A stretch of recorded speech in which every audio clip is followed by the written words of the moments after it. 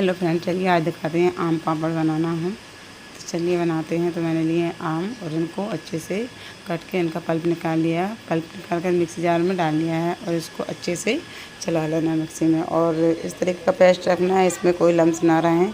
और इसको अगर आपको लम्स लगते हैं तो आप छन्नी से छान लें। और फिर मैंने कर लिया कढ़ाई में ट्रांसफ़र, उसमें डाल लिया है मैंने 2 कप चीनी। और इसको अच्छे से मेल्ट होने तक हम इसको पका लेंगे। 10 से 15 मिनट पका लेंगे। पकाने के बाद हम इसमें डालेंगे लेमन जूस। और इसको लेमन जूस डालकर भी इसको अच्छे से पका लेना है। और हाथ से चेक करना है, इस तरीके से चिपचिपा सा इसका पेस्ट रहना चाहिए। इसके बाद हम इस एक लेंगे ग्रीस की हुई थाली और उसमें इसको निकाल कर इसको सारे थाली पर अच्छे से कर लेना है। और इनको हम रख देंगे रेस्ट को 12 से 24 घंटे के लिए।